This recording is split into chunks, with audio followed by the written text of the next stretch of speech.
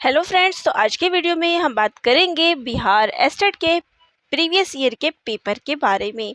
तो यहाँ मैं आप सभी को आज जो पेपर चर्चा करने वाली हूँ वो है शिक्षण कला एवं अन्य दक्षता। तो इस पर संबंधित प्रीवियस ईयर में जिस प्रकार के प्रश्न पेपर में पूछे गए थे हम इस पर चर्चा करेंगे। तो कौन कौन से प्रश्न इसमें पूछे गए थे चलिए देखते हैं। क्योंकि परीक्षा के लिए बहुत कम समय बच गया है, 18 मई से आपकी परीक्षाएं होनी है। तो ऐसे में इस कम समय में कोशिश करेंगे कि अधिक से अधिक उन प्रश्न पत्रों को शामिल कर सके और आपको ये भी ज्ञात हो जाएगा इससे कि प्रीवियस में किस प्रकार के प्रश्न इस पर पूछे गए थे और साथ ही हम कुछ प्रैक्टिस सेट भी इस पर आधारित करेंगे। तो चलिए अपना पेपर हम शुरू करते हैं। यहाँ पर आप देख सकते हैं कि ये पेपर 18 सितंबर 2023 को पहली शिफ्ट में आया हुआ था। तो चलिए इसमें किस प्रकार के प्रश्न पूछे गए थे। तो पहला प्रश्न है तथ्य से संबंधित ज्ञान है। तो जो तथ्य से संबंधित ज्ञान होता है उसको हम कहते हैं प्रक्रियात्मक ज्ञान। ठीक है, नेक्स्ट क्वेश्चन है तत्वों को एकत्रित कर नवीन स्वरूप को आकार देना है, ये क्या कहलाता है? तो ये संश्लेषण कहलाता है। ठीक है, और इसके अंतर्गत सभी तत्वों और भागों को एकत्रित करके नवीन ढांचा तैयार किया जाता है। इसमें छात्र ज्ञान तथा बोध के आकार पर सृजनात्मक योग्यता का उपयोग करते हुए नवीन प्रत्यय या वस्तु का निर्माण करते हैं। चलिए इसके उदाहरण आप देख सकते हैं, जैसे कि निष्कर्ष निकालना, सामान्यीकरण करना, सारांशीकरण करना, यानी कोई भी चीज़ सारांश में आप उस चीज़ को छोटा करके देखते हैं। ठीक है, नेक्स्ट है इनमें से एक सामाजिक कौशल सहयोगी कार्य योजना से विकसित नहीं होती। तो क्या है वो? सुनना, प्रतिस्पर्धा, सहयोग या फिर प्रोत्साहन। तो इसका राइट आंसर हो जाएगा ऑप्शन डी, प्रोत्साहन। नेक्स्ट है सबसे कम आकर्षण शिक्षण विधि है। तो सबसे कम आकर्षण शिक्षण विधि कौन सी है? तो जिसमें सबसे कम आकर्षण होता है, देखिए व्याख्यान किस चीज़ को व्याख्या करना है, कार्यभार ये भी है, परियोजना है, लेकिन संगोष्ठी जो है ये सबसे कम जो है आकर्षण विधि है। ठीक है, चलिए नेक्स्ट है शिक्षण विधि जो शिक्षार्थी को वास्तविक समस्या में शामिल करता है, क्या कहलाता है? ये कहलाएगा श्रुतलेख। तो श्रुतलेख जो है वह शिक्षण विधि है जो शिक्षार्थी को वास्तविक समस्या में शामिल करता है। तो यहाँ श्रुतलेख का अर्थ है सुने हुए को लिखना, जो आपने सुना। जैसे कि आपके स्कूल में भी, कॉलेज में भी, यहाँ पे जब हम स्कूल में थे तो हमें श्रुतलेख कराया जाता था। हम कोई वर्ड सुनते थे, हमारे टीचर कोई हमें शब्द बोलती थी और वो हमें लिखना होता था, तो वो क्या होता था? श्रुतलेख। ठीक है, तो यही चीज़ है, इसी का उल्लेख यहाँ पे किया गया है। इसको हम इमला भी कहते हैं। ठीक है, चलिए नेक्स्ट क्वेश्चन है शिक्षार्थी निष्क्रिय रहते हैं। तो शिक्षार्थी निष्क्रिय कब रहते हैं? व्याख्यान विधि में। तो जब आपको कोई बहुत ज़्यादा चीज़ व्याख्या कर दी जाए, देखिए परियोजना योजना बनाएंगे तो उसमें सक्रिय रहते हैं, खोज करने में भी सक्रिय रहेंगे, कोई चीज़ का अनुसंधान करेंगे तब भी, लेकिन किसी चीज़ को अगर व्याख्यान किया जाए तो वहाँ क्या रहेगा? बोरिंग लगता है वो चीज़ हमें। ठीक है, मैं ही अगर यहाँ पे आपको ज़्यादा व्याख्या करने लग जाऊँ इन सब टॉपिकों की तो आप बोर हो जाएंगे। तो यही चीज़ होती है इसमें। ठीक है, चलिए नेक्स्ट है परिसंवाद एक प्रकार का। तो परिसंवाद क्या है?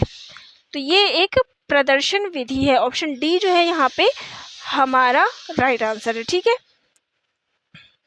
परिसंवाद की प्रक्रिया का लक्ष्य किसी समस्या के विभिन्न पक्षों को समझना होता है। परिसंवाद विचारों के आदान प्रदान और संप्रेषण शैली की एक परीक्षा है। ठीक है, नेक्स्ट है अनुभाजी यानी ह्यूरिस्टिक का अर्थ है।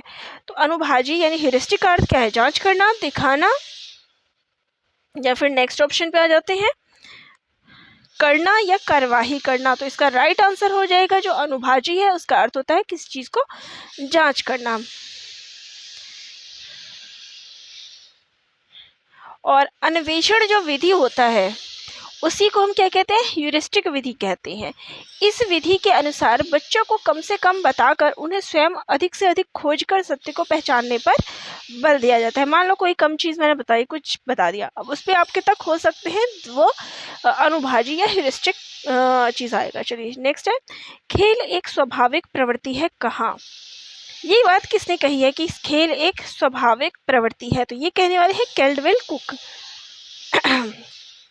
नेक्स्ट है भ्रमण विधि विकसित करता है। तो भ्रमण विधि क्या विकसित करता है? प्रत्यक्ष ज्ञान। ठीक है। नेक्स्ट क्वेश्चन है विषय वस्तु निर्धारित करता है। तो विषय वस्तु क्या निर्धारित करता है? शिक्षक की मनोवृत्ति, कि शिक्षक जो है किस प्रकार से अपना काम कर रहे हैं, उसकी मनोवृत्ति जो है विषय वस्तु पर निर्धारित होती है। नेक्स्ट है शिक्षार्थी केंद्रित विधि है। तो शिक्षार्थी केंद्रित विधि कौन सी है? तो वो है आगमन विधि। ठीक है।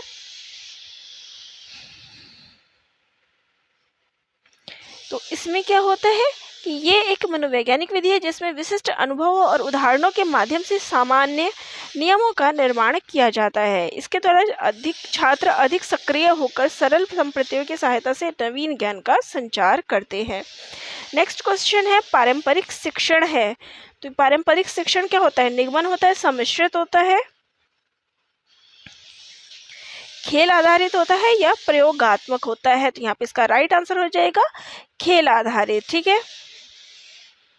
क्योंकि ये क्या है, छात्रों को विषय वस्तु को बेहतर ढंग से समझाने में मदद करने के लिए मजेदार गतिविधि और खेलों का उपयोग करता है।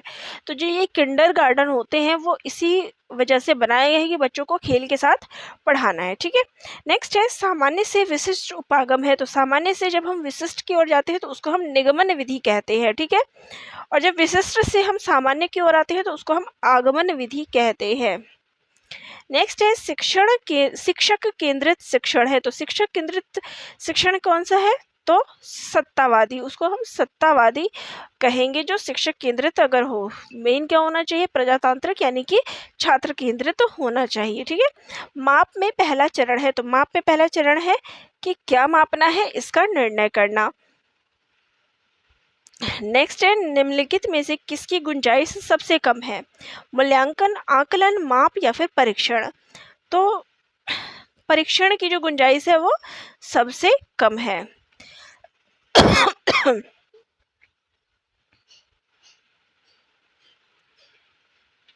नेक्स्ट है रचनात्मक मूल्यांकन का क्या उद्देश्य है? तो रचनात्मक मूल्यांकन का उद्देश्य क्या है? अंतिम स्थिति की जांच करना, अगली कक्षा में पदोन्नति, छात्रों का चयन करना, या फिर छात्रों की प्रगति की निगरानी रखना। तो छात्रों की प्रगति की निगरानी रखना जो है वो रचनात्मक मूल्य का उद्देश्य है। नेक्स्ट है निम्नलिखित में से सही क्रम है। तो सही क्रम इसका क्या होगा? सबसे पहले हम किसी चीज़ का परीक्षण करेंगे कि क्या चीज़ करनी है, फिर उसको मापेंगे, फिर आकलन करेंगे और सबसे लास्ट में क्या होता है? किसी भी चीज़ का मूल्यांकन किया जाता है। नेक्स्ट है निम्नलिखित में से किसमें प्रश्न चिन्ह अधिक विश्वसनीय होगा? बहुविकल्पीय प्रश्न, निबंध, संक्षिप्त उत्तर या फिर समापन? तो किसमें जो है सबसे अधिक विश्वसनीय होगा? तो वो होगा बहुविकल्पीय प्रश्न में। नेक्स्ट है किस प्रकार के प्रश्न को विश्वसनीयता के साथ चिन्हित करना कठिन है? तो इसका राइट आंसर हो जाएगा असंरचित निबंध को। अब असंरचित निबंध कौन सा होता है? तो असंरचित निबंध प्रश्न आमतौर पर ओपन एंडेड प्रश्न होते हैं। सामान्य उदाहरणों में ऐसे प्रश्न शामिल है, आप अपने आप का वर्णन कैसे करेंगे या आपका आदर्श काम क्या है? तो यहाँ पे ये क्या हो गया? विश्वसनीयता इसमें नहीं होती है। ठीक है। नेक्स्ट है प्रोजेक्टिव तकनीकों का उपयोग मूलतः डैश मापने के लिए किया जाता है। प्रोजेक्टिव का खुफिया ज्ञान, व्यक्तित्व या फिर उपयुक्तता? तो इसका राइट आंसर हो जाएगा व्यक्तित्व। ठीक है। प्रोजेक्टिव जो परीक्षण होता है वो व्यक्तित्व का मूल्यांकन किया जाता है इसमें। नेक्स्ट है योगात्मक मूल्यांकन मूलतः डैश प्रयोग किया जाता है। ये कार्यक्रम के अंत में जो है योगात्मक मूल्यांकन किया जाता है। नेक्स्ट है आमतौर पर योगात्मक मूल्यांकन है ये क्या है? चल रहा है, सतत, निर्णय प्रमाणित करना या डायग्नोस्टिक? तो ये जो है निर्णय प्रमाणित करना होता है। नेक्स्ट है सारांशित मूल्यांकन यानी कि समेटिव इवैल्यूएशन के कौन से उपकरण अक्सर उपयोग किए जाते हैं? तो सारांशित मूल्यांकन जो है वो परीक्षण के लिए हमेशा उपयोग किए जाते हैं। परीक्षण का जो है इसमें प्रयोग किया जाता है। नेक्स्ट है एक कक्षा अंतराल यानी कि क्लास इंटरवल में प्राप्त अंकों की संख्या है। आवृत्तियां, वर्ग सीमाएं, चतुर्थक या फिर मध्य बिंदु? तो ये क्या होते हैं? आवृत्तियां। ठीक है। तो एक वर्ग कक्षा अंतराल में प्राप्त अंकों की संख्या उस कक्षा अंतराल की आवृत्ति कहलाता है कि उसकी फ्रीक्वेंसी कितनी है। नेक्स्ट है अधिकतम और न्यूनतम मूल्यों के बीच के अंतर को कहा जाता है, तो इसको हम क्या कहेंगे? मोड, रेंज, चतुर्थक या फिर मतलब। तो इसको हम कहेंगे रेंज। ठीक है, किसी दिए गए डेटा में डेटा के अधिकतम और न्यूनतम मूल्यों के बीच के अंतर जो होते हैं उसको हम रेंज कहते हैं या फिर परिसर कहते हैं। तो डेटा का अधिकतम मूल्य माइनस डेटा का न्यूनतम मूल्य। चलिए नेक्स्ट है निबंध प्रकार के प्रश्नों का मुख्य लाभ क्या है, कि जब निबंध प्रकार के प्रश्न पूछे जाते हैं तो इसका लाभ क्या होता है? तो छात्रों के सीखने की कठिनाइयों का निदान कर सकता है, चिन्हित करने के लिए निबंध है, छात्र उत्तर का अनुमान लगा सकता है, वे जटिल सीखने के परिमाणों को माप सकते हैं जिन्हें अन्य प्रकार के प्रश्नों से नहीं मापा जा सकता। तो डी ऑप्शन हमारे यहाँ राइट हो जाएगा। नेक्स्ट है सबसे कम व्यापक रूप से लागू परीक्षण आइटम कौन सा है? तो सबसे व्यापक रूप से जो लागू है वो कौन सा है? तो वो एमसीक्यू है, यानी बहुविकल्पीय प्रश्न है। नेक्स्ट है आधुनिक बुद्धि परीक्षणों के संस्थापक कौन है? तो इसके संस्थापक है अल्फ्रेड बिनेट। ठीक है, चलिए नेक्स्ट है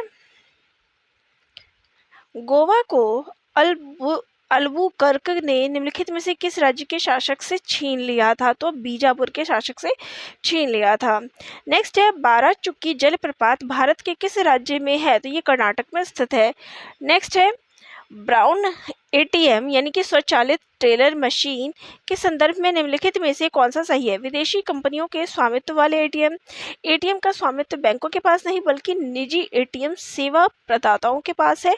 नेक्स्ट है बैंकों द्वारा आउटसोर्स की गई एटीएम सेवा एक ब्रांड प्रायोजक बैंक के तहत नामित एटीएम, लेकिन एटीएम मशीन बैंक के स्वामित्व में नहीं है, सरकार के स्वामित्व वाले एटीएम। तो इसका राइट आंसर हो जाएगा बैंकों द्वारा आउटसोर्स की गई एटीएम सेवा। ठीक है, नेक्स्ट है नमक सत्याग्रह के दौरान बिहार में लोगों ने नमक बनाने के अलावा किस कर का विरोध कर सरकार का विरोध किया था? तो उन्होंने जो चौकीदारी का विरोध किया था। नेक्स्ट है कौन सा राज्य दुनिया के सबसे बड़े ओपन एयर थिएटर धनु यात्रा उत्सव का आयोजन करता है? ये राज्य कौन सा है? गुजरात है, उड़ीसा है, पश्चिम बंगाल है या फिर केरल है? तो इसका राइट आंसर है उड़ीसा। ठीक है, नेक्स्ट है वायुमंडल की इनमें से कौन सी परत ओजोन परत से बनी है जो अल्ट्रावायलेट यानी कि पराबैंगनी प्रकाश को अवशोषित करने के लिए जिम्मेदार है? तो ये है स्ट्रेटोस्फीयर। ठीक है, नेक्स्ट है इनमें से कौन से आवश्यक आध्यात्मिक खनिज हैं? तो आधात्विक खनिज कौन से हैं? कोयला है, सिलिका है, क्ले यानी मृतिका है और सीमेंट है। तो ए ऑप्शन यहाँ पे हमारा करेक्ट हो जाएगा। अब अधात्विक खनिज क्या होते हैं? तो उन खनिजों को कहते हैं जिनके उनके घटक के रूप में कोई भी धात्विक यौगिक मौजूद नहीं होता। ठीक है,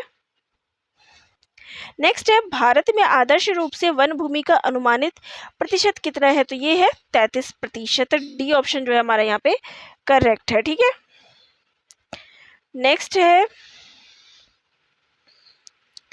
एक पारिस्थितिकी तंत्र में आपस में जुड़ी हुई श्रृंखलाओं की एक विस्तृत संख्या एक साथ मिलकर एक डैश बनाती है। तो क्या बनाती है? ये खाद्य जाल बनाती है। ठीक है, कि एक जो जीव है वो दूसरे पर कैसे निर्भर है? तो सभी जीव जो है जो हमारे इसमें निर्भर हैं वो एक दूसरे पर किस प्रकार से निर्भर है, यही खाद्य श्रृंखला कहलाती है। नेक्स्ट है इनमें से कौन सा तत्व विश्व में व्यावसायिक ऊर्जा खपत का सबसे बड़ा स्रोत माना जाता है? तो वो है तेल। ठीक है,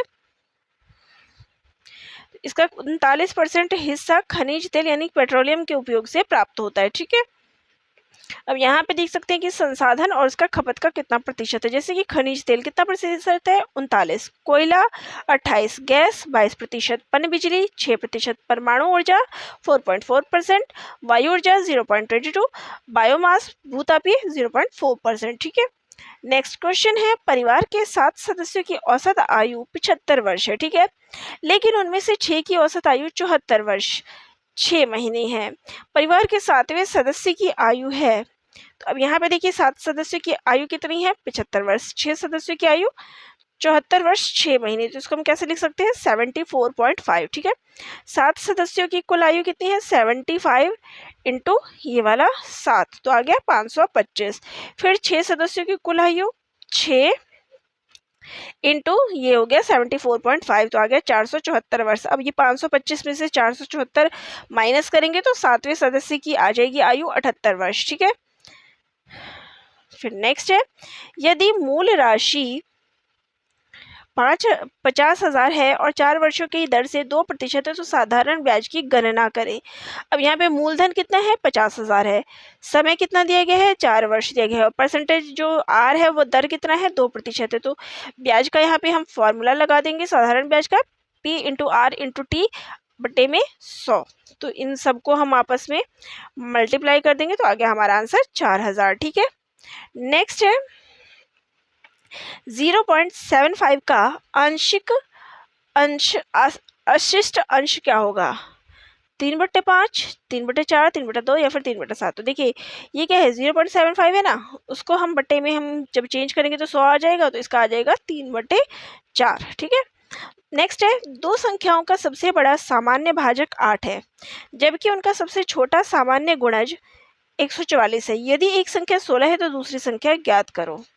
अब यहाँ पे हमें प्रश्न इसने दिया है कि सबसे बड़ा भाजक यानी कि एचसीएफ कितना है, 8 है, और एलसीएम कितना है, 144 है। ठीक है, और पहली संख्या कितनी है, 16 है। तो यहाँ पे देखिए पहली संख्या इंटू दूसरी संख्या is equal to HCF into LCM. अब सबको हम पुट कर देंगे तो यहाँ पे दूसरी संख्या और ये जो 16 है इसके नीचे आ जाएगा, फिर हम डिवाइड कर देंगे तो आ जाएगा 72। ठीक है, नेक्स्ट है, यदि इमारत की ऊंचाई इमारत के पैर से एक बिंदु तक की दूरी 20% बढ़ जाती है तो इमारत के शीर्ष पर ऊंचाई का कोण बढ़ता है, घट जाता है, नहीं बदलेगा, उपरोक्त में से कोई नहीं। तो इमारत का जो शीर्ष है वो ये रहा। अब यहाँ पे हम फॉर्मूला लगाएंगे, ये देखिए इस हिसाब से शेप बन गई, फिर AC बटा AB, और इसमें हम जब इसमें डालेंगे सारे पुट करेंगे, देखिए हाइट इंटू एक्स, यहाँ पे जब हम फॉर्मूला लगाएंगे तो इस हिसाब से हमारा आ जाएगा tan थीटा HX। इमारत के शीर्ष पर ऊंचाई का कोण नहीं बदलेगा। ठीक है, नेक्स्ट है, ओडोमीटर माइलेज के लिए है जैसा कि कंपास के लिए है। ये क्या है, दिशा। तो इसका उपयोग मतलब क्या है कि जिस प्रकार माइलेज को मापने के लिए ओडोमीटर उपयोग किया जाता है उसी प्रकार दिशा को मापने के लिए कंपास का उपयोग किया जाता है। नेक्स्ट है, 4 संख्याएं दी गई है जिसमें से 3 किसी तरह से समान है जबकि एक भिन्न है, तो असंगत कौन सा है, तो इसका राइट आंसर हो जाएगा 91। ठीक है, नेक्स्ट है, इस श्रृंखला को देखिए, अब यहाँ पे आपको श्रृंखला बतानी है, पहले 2 है, फिर 1 है, फिर 1/2 है, फिर 1/4 है, तो नेक्स्ट क्या होगा, तो 1/8 होगा। ठीक है, बहुत ही आसान क्वेश्चन है। पहले क्योंकि 2 था, 2 से 2 का आधा 1, 1 का आधा आधा, 1/2 का आधा 1/4, और 1/4 का आधा क्या हो जाएगा, 1/8 हो जाएगा। ठीक है, 2 से सबको डिवाइड करते जाए। चलिए नेक्स्ट है, एक निश्चित कोड भाषा में कंप्यूटर को ये लिखा जाता है तो उसी कोड में मेडिसिन को कैसे लिखा जाएगा। अब आप इसका यहाँ पे क्रम देख सकते हैं कि कंप्यूटर, तो कंप्यूटर लिखा है आर के बदले हमें आर का यूज़ है, ई का अगला क्रम बढ़ गया है, एफ हो गया है, टी का अगला बढ़ गया है, तो सब जगह यहाँ पे बढ़े हुए हैं, बस पहला और आखिरी नहीं बढ़ा है। तो इसी प्रकार से देखिए ई का ई हो जाएगा, एन के बाद क्या आता है ओ, आई के बाद क्या आता है जे, एम का वहीं पे रह जाएगा। तो इस प्रकार से आप इसको निकाल सकते हैं। नेक्स्ट है, एक लड़के की तस्वीर की ओर इशारा करते हुए सुरेश ने कहा, वह मेरी माँ के इकलौते बेटे का बेटा है। सुरेश के उस लड़के के साथ संबंध है। देखो उसने क्या कहा कि वह मेरी माँ, ये माँ हो गई, माँ का इकलौता बेटा कौन है, सुरेश, सुरेश का इकलौते बेटे का बेटा, तो इकलौते बेटे का बेटा, तो वो जो लड़का है उसका संबंध क्या है कि सुरेश जो है उसका पिता है। ठीक है, डी ऑप्शन यहाँ पे करेक्ट हो जाएगा। तो चलिए ये था कंप्लीट पेपर, 50 क्वेश्चंस हमारी कंप्लीट हो गए। नेक्स्ट वीडियो में मैं दूसरा पेपर लूँगी। तो आप सभी को ये वीडियो कैसे लगी कमेंट बॉक्स में कमेंट कर दीजिएगा। नेक्स्ट वीडियो में हम और PYQ करेंगे, जितने भी प्रीवियस ईयर के पेपर हैं मैं पेपर से पहले आप सभी को सारे करवा दूँगी। तो चैनल से जुड़े रहिएगा, लाइक शेयर सब्सक्राइब कर दीजिएगा। धन्यवाद।